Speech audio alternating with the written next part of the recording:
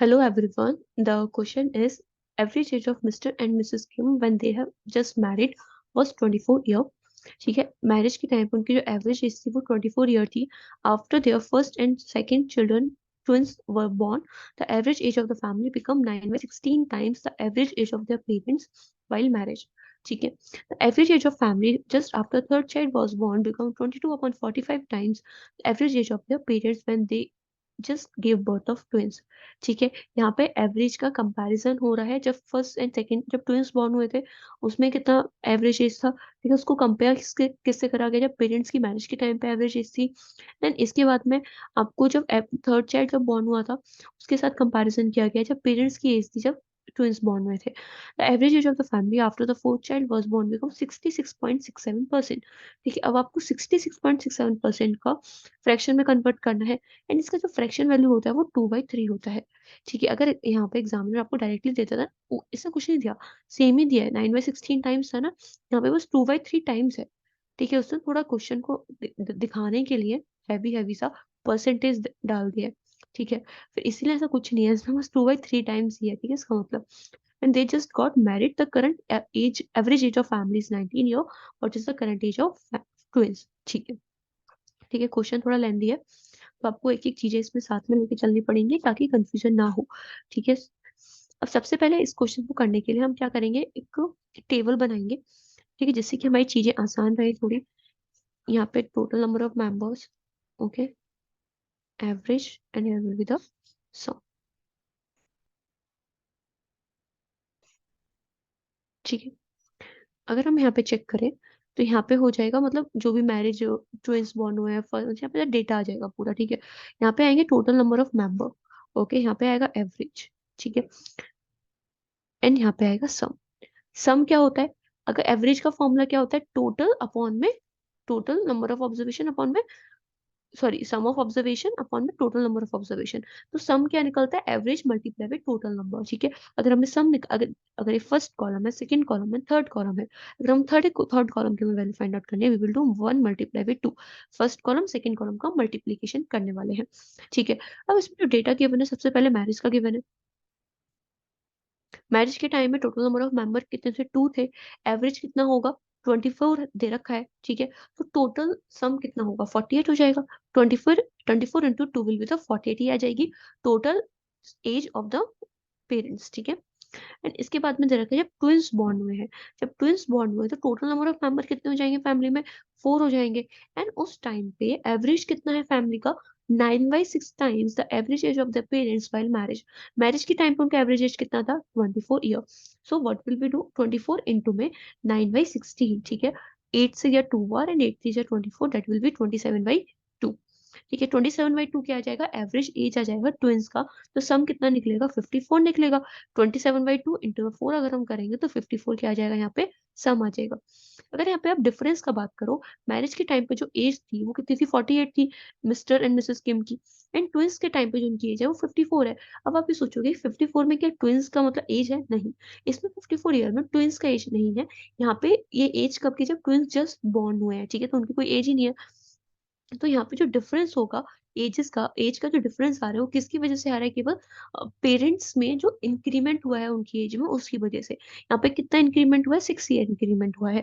लेकिन यहाँ पे जो पर्सन है वो कितने हैं, 2 पर्सन थे. ठीक है, तो 6 इंक्रीमेंट हुआ है 2 की वजह से हुआ है. इसका मतलब इक्वली डिवाइड होगा, 6/2 अगर हम करेंगे तो कितना आ जाएगा, 3 आ जाएगा. इसका मतलब क्या हुआ, मैरिज और जब ट्विंस बॉर्न हुए तो उसके बीच में जो डिफरेंस है कितना है, 3 ईयर्स है. ठीक है, यहाँ से हमें पता चला कि 3 ईयर्स डिफरेंस था. ओके, अब इसके बाद में चेक करेंगे कि जब थर्ड चाइल्ड बॉर्न हुआ था. ठीक है, जब थर्ड चाइल्ड बॉर्न हुआ था नंबर ऑफ मेंबर कितने हो जाएंगे, 5 हो जाएंगे फैमिली में. And इसके बाद में बोला है जब एवरेज कितना हो जाएगा, 22/45 times the average age of their parents when they just got when they just give birth of twins. ठीक है, अब इस लाइन में ये कंफ्यूज मत होना कि यहाँ पे आप एवरेज क्या ले लो, 24 ले लो. यहाँ पे एवरेज 24 नहीं होगा. इसने बात तो करा average age of the parents. ठीक है, when they just give birth of twins, जब उन्होंने ट्विंस को बर्थ दिया था उस टाइम पे उनकी एवरेज एज कितनी थी. तो उस टाइम पे उनकी जो सम था हमें पता है कितना था, 54 था. तो एवरेज एज कितनी होगी, 54/2 दैट इज 27 होगी. ठीक है। एंड 27 का जितनी उनकी एवरेज एज थी at the time of twins, तो 27 इंटू 22/45 हो जाएगा। 9 5 45 and 9 3 27, we will get 66 upon में 5। ठीक है, इससे हमें एवरेज कितना मिल गया, 66 अपॉन में 5 हो गया। एंड सम कितना आ जाएगा, 66 आ जाएगा at the time of the third child, मतलब at the time of third child. ठीक है, अब डिफरेंस देखेंगे। 54 था पहले सम, अब कितना हो गया, 66 हो गया। कितना इंक्रीमेंट हुआ है यहाँ पे, 8 ईयर्स का इंक्रीमेंट हुआ है। जब यहाँ पे जो, ठीक, 8 ईयर्स का नहीं हुआ, 12 ईयर का हुआ है। जो यहाँ पे जो 12 ईयर का इंक्रीमेंट हुआ है, वो किसकी वजह से हुआ है, 4 फैमिली मेंबर की वजह से हुआ है। ठीक है, मैरिड दोनों पेरेंट्स एंड ट्विंस। ठीक है, थर्ड चाइल्ड का हम इसमें नहीं लेंगे। सिंपल सा आप इसमें क्या ध्यान रख सकते हो कि जो प्रीवियस जितने मेंबर थे ना, उसकी वजह से चेंज होता है। ठीक है, अगर फैमिली में कोई न्यू मेंबर ऐड हो रहा है, ठीक है, और सब में अगर डिफरेंस, अगर आप ऐसे टेबल यूज करते हो, टेबल अप्रोच यूज करते हो, तो जितना उसमें सब में इंक्रीमेंट हो रहा है, ठीक है, वो किसकी वजह से हो रहा होगा, जितने प्रीवियस मेंबर थे फैमिली में। जो 12 जो इंक्रीमेंट हो रहा है, वो 4 की वजह से हो रहा है। ठीक है, 4 मेंबर थे। तो यहाँ पे जो 3 ईयर क्या आ जाएगा, डिफरेंस आ जाएगा ट्विंस एंड थर्ड चाइल्ड के बीच में। ठीक है, अब इसके बाद में हम चेक करते हैं फोर्थ चाइल्ड जब बॉर्न हुआ था। ठीक है, तो नंबर ऑफ फैमिली मेंबर कितने हो जाएंगे, 6 हो जाएंगे। एंड उस टाइम पे एवरेज एज कितनी थी, इसका हमने बताया क्या है, 2/3 था। 2/3 of age of their parents when they just got married. जब जब वो मैरिज हुई थी तो कितने थे, 24। ठीक है, इनटू में देखो यहाँ पे कितना अच्छा, पता है ये काफी बच्चे ना इसमें कंफ्यूज हो सकते हैं। बहुत बड़ा ट्रैप है यहाँ पे। ट्रैप क्या है वो, average age of the parents while marriage. ठीक है, age of parents when they just got marriage, same चीज है। एंड यहाँ पे बच्चे सोचेंगे कि यही यहाँ पे मैरिज की बात हो रही है। ठीक है, तो वो चांसेस यहाँ पे हाई है कि आप यहाँ पे 24 एज्यूम करके चलो। ठीक है, लेकिन आपको 24 यहाँ पे एवरेज नहीं लेना था, आपको यहाँ पे 54 का हाफ 27 एवरेज करके सॉल्व करना था। ठीक है, इसके बाद में चेक करते हैं नेक्स्ट, एवरेज कितना हो रहा है यहाँ पे, 66.67%, दैट इज 2/3। ठीक है, 2/3 हो रहा है 24 का, अगर हम 2/3 करेंगे वी विल गेट 16 ईयर्स। इसका मतलब एवरेज कितना हो जाएगा, 6 फैमिली मेंबर थे जब 16 हो जाएगा।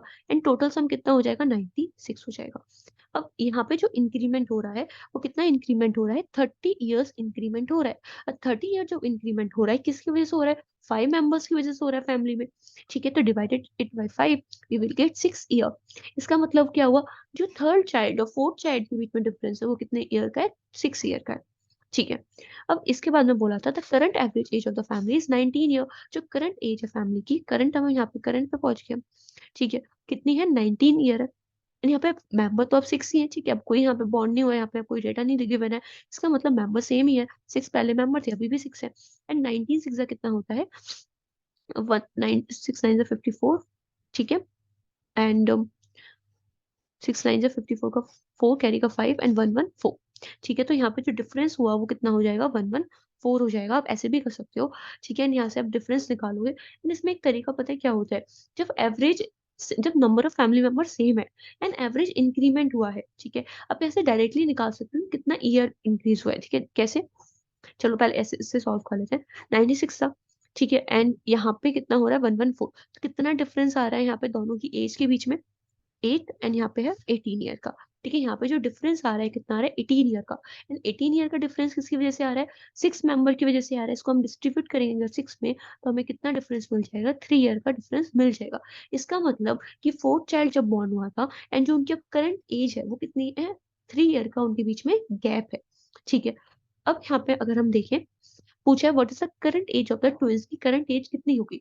ट्विंस कब बॉर्न हुए थे, इस वाली लाइन में बॉर्न हुए थे। ठीक है, इसमें बॉर्न हुए थे ट्विंस जस्ट यहाँ पे। अब इसके बाद में हमारा कितना डेटा मिलेगा, 3 साल का गैप है, फिर 6 ईयर का गैप है, देन 3 ईयर का गैप है। सिंपली हम इनको ऐड कर देंगे, 3 + 6 + 3, दैट इज 12 ईयर। ठीक है, ये क्या आ जाएगा, 12 ईयर करंट एज आ जाएगी ट्विंस की। अगर आपसे पूछा जाता कि थर्ड चाइल्ड की क्या एज होगी, तो आपको क्या करना है, 6 + 3 9 को ऐड करना है। अगर आपसे पूछा जाता फोर्थ चाइल्ड की क्या एज होगी, जस्ट 3 ईयर्स उसकी इनकी क्या होगी, एज होगी फोर्थ चाइल्ड की। ठीक है, इससे अगर हमें ये डिफरेंस निकालना इसलिए इंपॉर्टेंट हो गया, इससे हम करंट एज फाइंड आउट कर सकते हैं चिल्ड्रंस की।